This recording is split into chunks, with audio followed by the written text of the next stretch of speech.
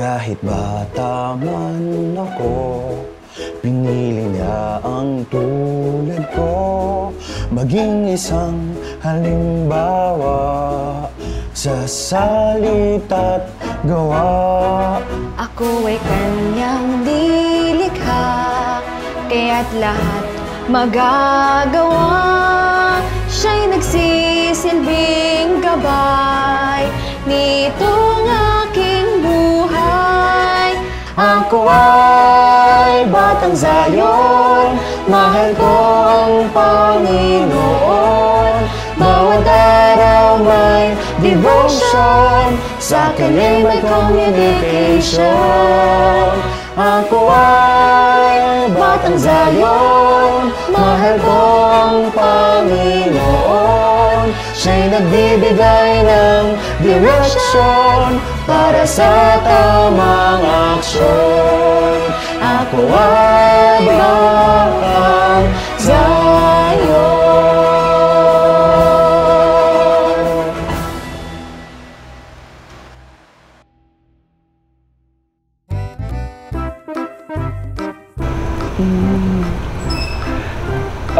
Sige po.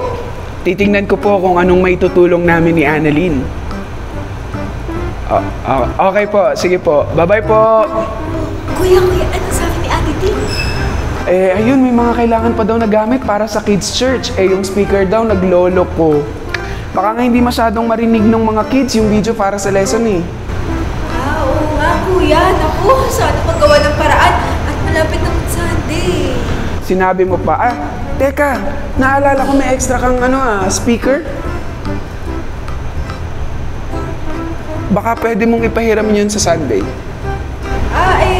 Iniingatan ko kasi yun, kuya.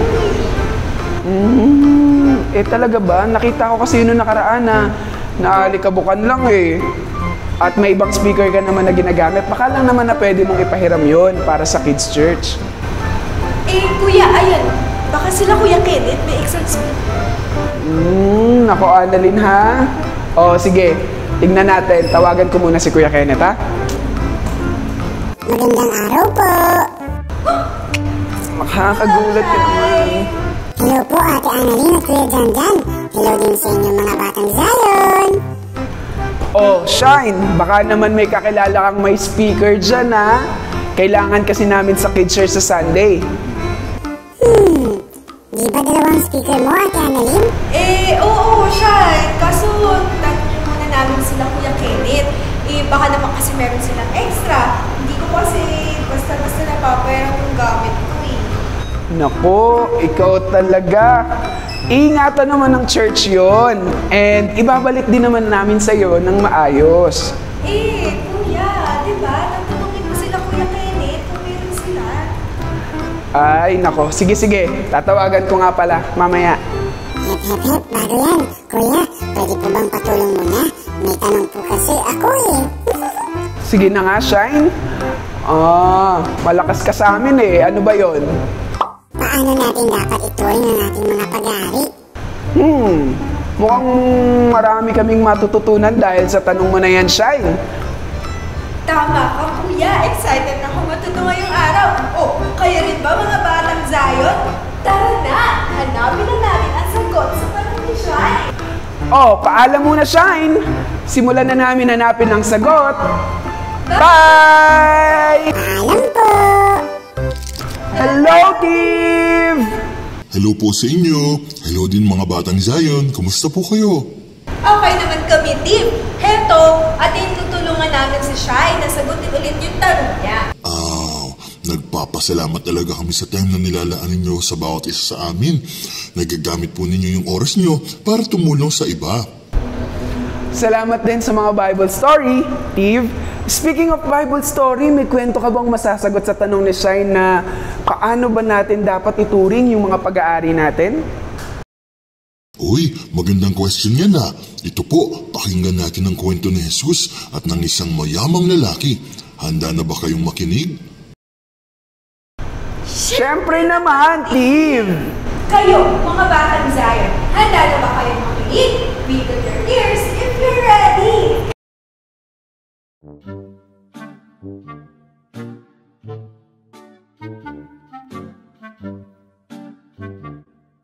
Isang araw, may isang lalaki na lumapit kay Jesus at nagtanong, "Guro, ano po ba ang mabuti kong gawin upang magkaroon ng buhay na walang hanggan?"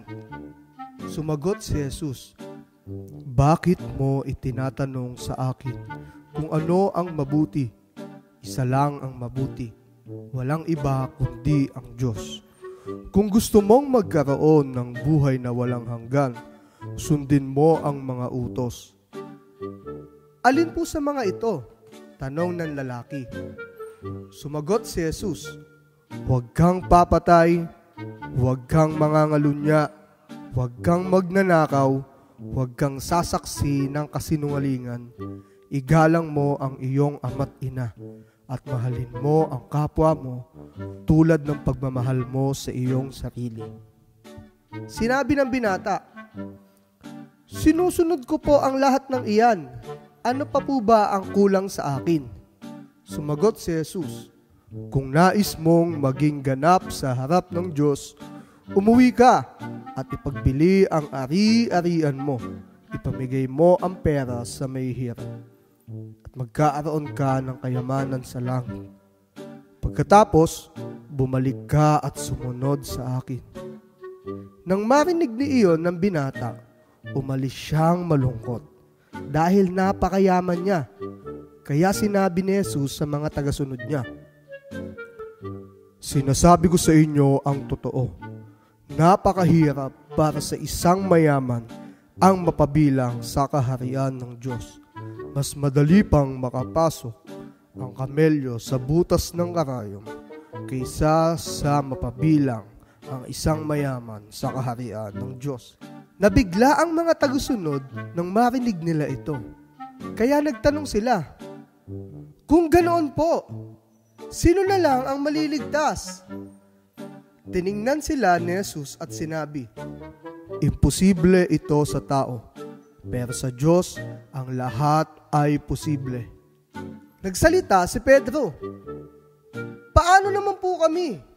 Iniwan namin ang lahat para sumunod sa inyo. Ano po ang mapapala namin?" Sumagot si Jesus, "Ang lahat ng nag-iwan ng bahay, mga kapatid, mga magulang, mga anak, o mga lupa dahil sa akin ay tatanggap ng mas marami pa kaysa sa kanyang iniwan, at tatanggap din siya ng buhay na walang hanggan. Maraming dakila ngayon ang magiging hamak, at maraming hamak ngayon ang magiging dakila."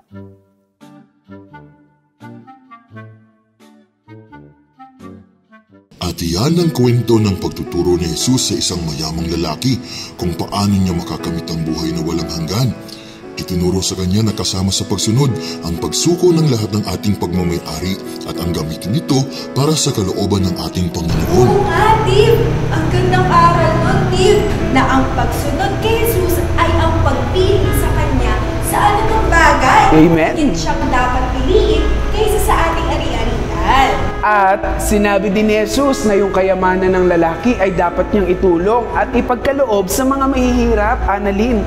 Kung anong mayroon pala tayo ay dapat gamitin para sa kanyang kalooban, sa mga mabubuting gawa. Hindi ba, Annalyn? Oo nga, kuya. Tama ka dyan. Oh, kaya ipahiram mo na yan, yung speaker mo, para magamit na nila Ate Tin sa Sunday. Kuya, ito talaga. Pinag-ipunan ko yun Sumagot na ba sila, Kuya Kenneth, sa'yo? Ay, ayun, tinext ko na siya pero hindi pa nagre-reply Try ko tawagan. Nako, Steve, thank you ulit sa napakagandang story na binahagi mo sa amin. Walang anuman, kuya at ate. Lahat ng story na mayroon ako ay lagi akong handang i-share sa inyo. Oh, thank you talaga, Steve. Ang dami namin natutunan mula sa mga story mo. O siya, tuloy na kami sa paghanap ng sagot sa tanong ni Shai. Oh, bye-bye muna, Steve! Bye-bye!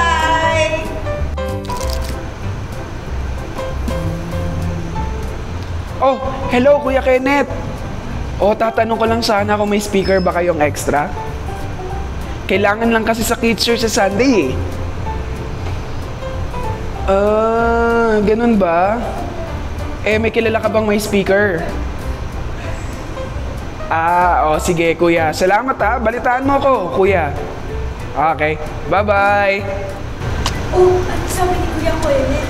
Mayroon daw ba silang extra? Yun nga, Annalyn eh. Wala din daw, pero tatry daw nilang maghanap ng mahihiraman. Naku, sana may magamit sila sa Sunday, no? Sana nga. Ayaw mo naman kasing ipahiram yung sayo. Naku Kuya, baka kasi masira Naku, tawagan na nga natin si Super Bible. Siya, tama ka. Sige na nga. Super Bible! Hello Kuya Janjan. Hello Ate Annalyn. Hello mga batang Zion. Anong may paglilingkod ka sa inyo? Hi, Super Bible, may bago ulit na tanong si Shine sa amin. Baka naman may verse ka na makakatulong sa amin. Ano masagot mo? Ano ba ang tanong sa inyo ni Shine ngayong araw? Eto lang naman yung tanong niya, Super Bible. Paano natin dapat ituring ang ating mga pag-aari? Ang gaganda ng mga tanong ni Shine, no? Teka, may verse akong makakatulong sa inyo. Sundan ninyo ako, Kuya Janjan and Auntie Annalyn. Lucas chapter 12, verse 15. Lucas chapter 12, verse 15. Mag-ingat kayo sa lahat ng uri ng kasakiman. Mag-ingat kayo sa lahat ng uri ng kasakiman. Dahil ang buhay ng tao Dahil ang buhay ng tao ay hindi nasusukat sa dami ng kanyang pag-aari. ay hindi nasusukat sa dami ng kanyang pag-aari. Ang gandang verse naman yan, Super Bible, Annalyn. O tara, sabay-sabay nating i-recite. Lucas chapter 12, verse 15. Mag-ingat kayo sa lahat ng uri ng kasakiman dahil ang buhay ng tao ay hindi nasusukat sa dami ng kanyang pag-aari. Magaling mga batang Zion! Salamat sa pagsabay sa amin, ha? Tama, ang gandang verse nun, Annalyn, di ba? At kanina ay natutunan natin sa kwento ni Tiv na si Lord ay higit na mahalaga kaysa sa anumang kayamanan. At ang ating kayamanan ay dapat gamitin sa pagtulong at paggawa ng mabuti. Ngayon naman ay natutunan natin na ang ating yaman sa mundo ay walang halaga sa panukat ng ating Panginoon. Tama ka dyan, Kuya. At hindi ba, lahat ng mayroon tayo ay galing sa Lord? Kaya naman lahat ng mayroon tayo ay mula sa Kanya. At tayo'y nagpapamahal lamang ito. Dapat ay lagi tayo magpasalamat at saka hindi tayo dapat maging madamot at maging sakit. Ang gagandang reflection naman po niyan, ate at kuya. So, ang sagot sa tanong ni Shine, kung paano natin dapat ituring ang ating mga pag-aari ay lahat ng meron tayo ay galing kay God, kaya ay atin itong ingatan. We should use it for His glory and lagi natin siyang pasalamatan. Be grateful! Yay! Naku, ang gandang lesson nun, Annalyn. Dapat yung mga bigay ni Lord sa atin ay hindi maging Lord natin. Dapat ay gamitin natin ito for His glory. Para maipakita sa iba kung gaano siya kadakila at kabuti. Tama ka, Kuya. We should serve God with everything we have. Walang dapat. At dapat ay pahalagahan natin ang lahat ng bigay ni Lord sa atin. Kaya naman, Kuya, payag na ako ipagamit yung isang speaker ko. Tama ka, Kuya. Di ko naman yun nagagamit at mas masaserve niya ang purpose niya kapag ginamit siya sa church. Wow! Naman, Annalyn! Nice! May application agad ah! Ang galing talaga ni Lord magbigay ng lesson, no? Oo naman, Kuya. Sa lahat ng pagkakataon ay may lesson siyang itinuturo sa atin. Natutuwa naman ako sa inyo, ate Annalyn at kuya Janjan. Ang ganda ng mga lesson na natututunan nyo. Well, salamat din sa iyo, Super Bible, kasi lagi kaming ginaguide ng mga Bible verses mo na mga sinishare mo sa amin. Oo nga, Super Bible. The best din kayo nila Tiv, ni Trevi, at ni Shine. At dahil nabanggit mo si Shine, tara na at ibigay na natin yung sagot sa kanya. Oh, hanggang sa muli, Super Bible. Thank you so much! Bye, Super Bible! Hello, Kuya Janjan at Ate Annalyn. Hello, mga batang Zion. Tara, samahan niyo akong umawit ng papuri sa ating Diyos. Let's stand up and sing our hearts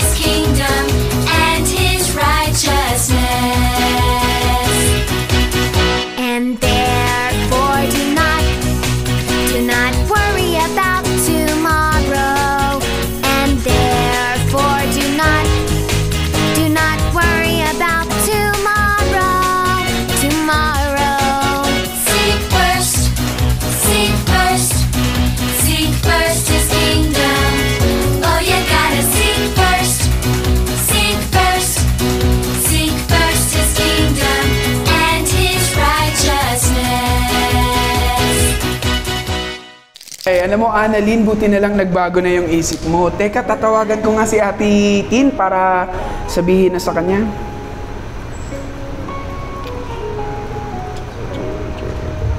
Oh, hello Ate Tin! Oh, yes po, may gagamitin na po tayong speaker sa Sunday. Ipapagamit na po sa atin ni Annalyn yung extra speaker niya dito sa bahay. Opo ate, yes. Dadali namin sa Saturday. You're welcome po, you're welcome. Sige po, sige, bye-bye. Oh, ang saya pala kuya kapag nakakatulong ka sa pamamagitan ng mga bagay na mayroon tayo. Well, tama ka dyan, Annalyn. And I'm so very proud of you, Bunso, dahil natutunan mo kung ano ang mas mahalaga kaysa sa mga material na bagay na meron tayo. At iyon ay si Lord at ang masunod natin at palagi ang mga turo niya. Hello po ulit sa inyo, Kuya Janjan, Ate Annalyn, at sa inyo rin mga batang Zion. Kumusta? Nahanap niyo na po ba ang sagot sa tanong na paano natin dapat ituring ang ating mga pag-aari? Siyempre naman, Shai. Kami pa ba? At dahil din sa tulong ng ating mga kaibigan, ito na ang sagot. Lahat ng mayroon tayo ay galing kay God. Kaya, atin itong ingatan. We should use it for His glory at lagi natin siyang pasalamatan. Be grateful! Mahusay! At anong Bible verse naman ang naging gabay ninyo? Oh, mga batang Zion, tara at sabay-sabay natin i-recite. Lucas chapter 12 verse 15. Mag-ingat kayo sa lahat ng uri ng kasakiman dahil ang buhay ng tao ay hindi nasusukat sa dami ng kanyang pag-aari. Yay! Ang gandang paalala ng verse na natutunan ninyo at tama rin ang inyong sagot sa aking tanong. Lagi nating tatandaan na lahat ng meron tayo ay galing kay Lord. Dapat natin itong gamitin ng naaayon sa kanyang kalooban. Dapat tayong maging grateful. And dapat ay maging mabuting tagapamahala tayo sa lahat ng pinagkatiwala niya sa atin.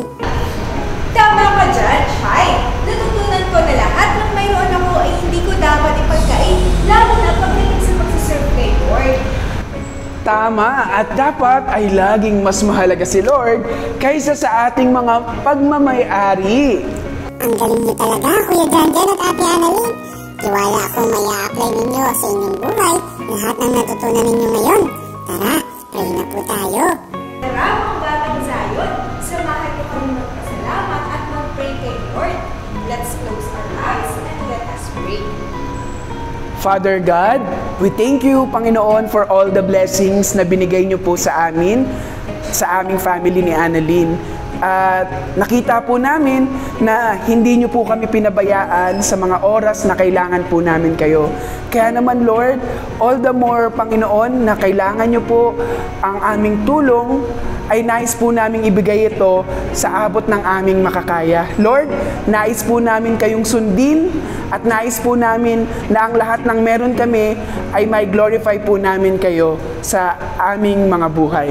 Kaya naman po, Lord, thank you sa message, thank you sa Word of God na iniwan niyo po sa buhay ng bawat isa. Patuloy po namin itong gagamitin bilang paalala na ang mga material na bagay ay hindi mahalaga kung hindi kayo sa aming mga puso. Ito po ang aming prayer in Jesus' name. Amen! Yes! Oh, paano ba yan mga batang Zion? It's time to go! Kaya naman magkita-kita tayo muli sa susunod na episode ng Batang Zion. Dito lang yan sa Zion Kids TV! Bye-bye!